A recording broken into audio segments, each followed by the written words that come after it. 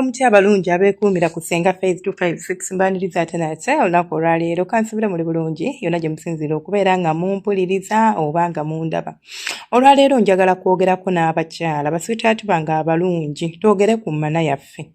Bw'oba okooye, I know there are some days lw'okomawo lw'ova ku mulimu ng'okooye nga mu butuufu tolina yadde amaanyi ageeyiwako amazzi. It is okay. Ekyokunaaba buli lunaku tekiri guaranteed. Waliwo ennaku lw'obeera ng'olina depressed nga tolina maanyi. Naye teweebakanga oba togendanga mu buliri ne weebakanga totawaazizza ku mmana eyo gy'olaba. Kati ate the issue is not only about emmana. Abasajja bagamba muwunya. Senga mukazi wange awunya akasolo, senga mukazi wange awunya nze mukoze ntya. Okay. Okuwunya kw'omukazi wansi eyo tekuva munda eri ebiseera ebisinga. Ekirinza owunyisa emmana munda eba infection. Emmana ewunya kungulu na mabina. Oba matini, oba manene, akabina ako mukalaba wekagattira. Wotufulumiza namba 2. Kati n'ojjoyambukira ddala olwo olukuubo lw'akabina olwo. Luwunya. So ne bw'oba nga tolina maanyi nga naaba kiri fine. Genda mu kiyigo, and some actually applies to men. Nammwe muwunya. Naye nkuba mmwe siri kwogera ku mmwe, ndi kwogera ku basajja, ndi kwogera ku bakyala. Ate mmwe muwunya nnyo. Era mmwe ekisinga n'obbawunyisa ku mabina gammwe. Temugalongoosa, ogenda n'otawaaza. Ambaveko nzire ku bakyala. Wamma abakyala. Bw'oba ng'omanyi nti okomyewo okooye togenda kunaaba, please toyingira buliri ne weebaka. Kasa sigenda sula mu mpale ejja kugira. Ogenda kutuuka otandika okuvaamu ekisu wansi nga nawe tomanyi na kisu ky'owunya gye kiva. Omusajja akuteeka mu kabuzi ng'awulira owunya atandika okubeera nga yeekaka bwekasa okuzina. Naye gw'oli obaddeko n'omuntu ng'awunya akasolo ng'omwekaka. Omanyi kigambo kwekaka muntu mu kwezina bwe kiwulikika. Mu butuufu oba owulira weekaka bwekasi toyagala obuyonjo bwaffe yandibadde priority. In fact, this is not something I should be teaching about. Kino si ekintu kye nandibadde njogerako. Bwe muba mutawaaziza, otawaaza amabina n'otagaleka. Omanyi otwaliza nabaga etwalinga abato nga batutawaaza. Nga bakutawaaza bateeka omukono okuva eno ku mabina ne bambuka paka eno mu lukuubo. Ne bakulongoosa bulungi nnyo ne bakuyiira amazzi ne bakulongoosa olwo ng'omaze okuyonjowala. Naye kaakati tutandikira wano ewava obubi ne tulyoka twambuka nga tujja eno mu manaawo. Kati ne tuyisaako buyisa omukono bwe tuti. Kitegeeza toli kuyonja bulungi nga bw'olina kweyonja. Ekisooka emmana oba ogiyonja nabagamba tuyonja enfuli we zigattira ku matama. Enfuli weegattira ku matama awo tuyonjawo nnyo kubanga wakwatawo ebicaafu. Ne bw'okwatawo bukwasi bw'oti lunaku lumu bwe luti lw'otayonjezaawo owulira nti wawunya. Ebyo mwesonseka engalo ne mwekuba engalo mugaziya mmana zammwe za bwereere mugenda kuzirwaliza bwereere tekyetaagisa. Mulekerawo okwesonseka engalo ebitanyuma kubanga tebijja. Tewetaaga kwesonseka ngalo, weeyambe ng'omuntu, weeyonje. Kati bw'omaliriza okunaaba emmana yaffe nti njinaabye bulungi, naaba n'amabina go. Amazzi oyiwa ova eno emabega n'ogira n'oteeka engalo ng'ova eno mu maaso ng'odda mabega. Ne weeyonja olukuubo olwo lwonna n'omanya nti nduyonjeza lutuuyana. Jjukira olunaku lukkooya.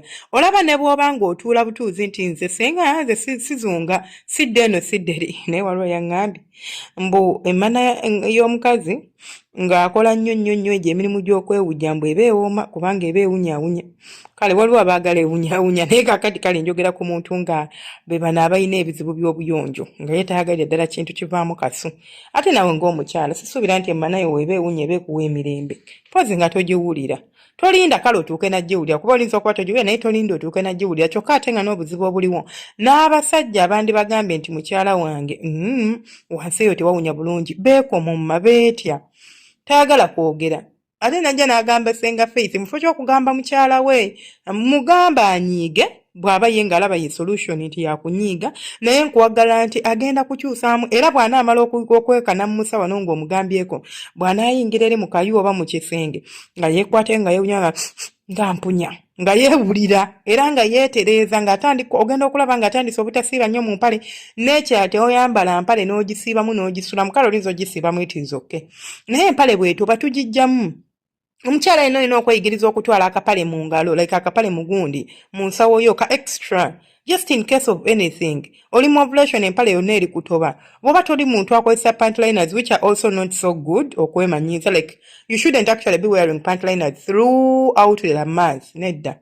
Pantliners osobola zikozesa nga bolaba tukozesa pads tetuzikozesa nga tuli mu kibadde. Kati nze pantliners I prefer using them ng'oli mu ovulating because of course emmana yo eva ebeera mbisi ate ag'amazzi gaseerera galina engeri gye gagenda okugenda mu bisambi byo gakumaleko emirembe empale etobe esitule ekisu so wojja kwetaaga pantliners which will be like 4 days ng'olekeraawo 3 to 4 days ng'ovaayo ng'amazzi galekeraawo okuyiika. So awo nkugambira but not like nti nze senga pantliners nzambala throughout the month nedda. Sandi kyadvising ate muntu zambala throughout the month kubanga we are actually even too lazy okukakyusa since si pad nti pad oyagala okasiibemu okabeeremu. So I don't think it is the right thing to do but mwemanyiize nti empale yange bwetoba nsobola okugenda n'enkyusa n'ennyambala endala ate ekyo bwe nkivaako nsobola okubeera nga kale nkolako byengozeeko ebiralala like nennaaba ne weebaka ate oba weebaka tosula mu mpale. Omukyala yambala empale olugoye olwa bulijjo nti empale bw'oba oyagala kusula mu mpale ey'omunda funayo bino ebipale buno bubeera nga bupatra naye nga tekakukwata nga kalebera nga bolaba ndapaati z'abasajja bazira bata shorts z'abasajja ezo ng'erebera ng'esobola okukuleeka n'obeera nga weetaaya bulungi. Olwo ogenda okubeera munnange ng'osobola okuwunyira bulungi omusajja wo. Kuwunya obulungi tetunaabayo buwoowo tesimanya ngende nfune lavenda bw'oba omweteekayo nabo si bulungi butta bacteria abeereyo mu kasolo kammwe bwono budisorganizinga akasolo n'olyoka okala n'obeera ng'ekizibu nga tovaamu yadde otuzzi otutinnyo bwe tuti. So please make sure nti at least weeyonja, make sure nti bw'oba olina munno mu kikolwa ky'omukwano oba ng'omaze ekikolwa ky'omukwano weeyonja. Sigambe nti wamala okuzina genda onaaba, you don't have to. Just weerongoseeko wano kungulu weebake kubanga n'ekiro bajja kuddamu nedda bajja kuddamu so ekyo tekitera nnyo nakuwunyisa kasolo. Ebiwunyisa akasolo bukyafu just personal hygiene if not infections. Personal hygiene y'ekyasinze okuwunyisa ate nga bye bino ebintu bye tubuusa amaaso nti neeyonja era nze singa ntawaaza naye otawaaza bubi. Kati bw'ogamba nti sigenda naaba kale ne ŋŋenda omanyi bw'onaaba munnanga nti nga sabbuuni engeri gy'akugendako amazzi engeri gye gakuyiika ku mubiri kizibu nnyo okuneglectinga akafo ako ogenda kayonja. Naye ate bw'obanga si kyo like you will find yourself nga ng'oli awo just bw'otyo okitegeera nga teweefuddeeko.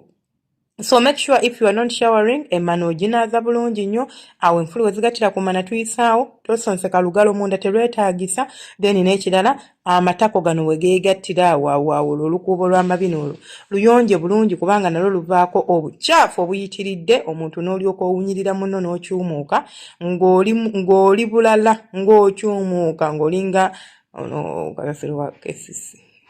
Ako temukawulidde kale mubeere bulungi mwebale kuwuliriza mwebale kufollowinga banaye tulina Facebook page eyitibwa Senga Faith 256 osobola ogenda n'otuwaka follow n'ekirala kye mbasaba okunkolera ku Facebook page eyo kugireviewinga you give me the review you recommend that page n'ogiwa review that is it ng'oba omaze ogenda ku page kwennyini n'oclickingamu njabbe balagirira nga tuli ku live ne mumpa review ekyo kyokka kyembeetaaza fa TikTok account yaffe eyitibwa Senga Faith 256 naye osobola ogendayo n'obeera ng'ofollowinga.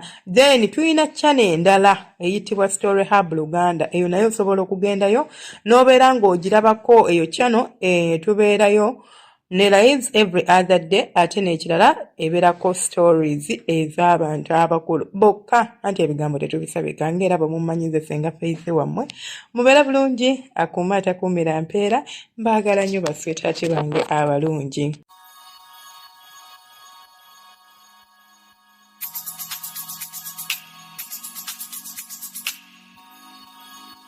Yeah.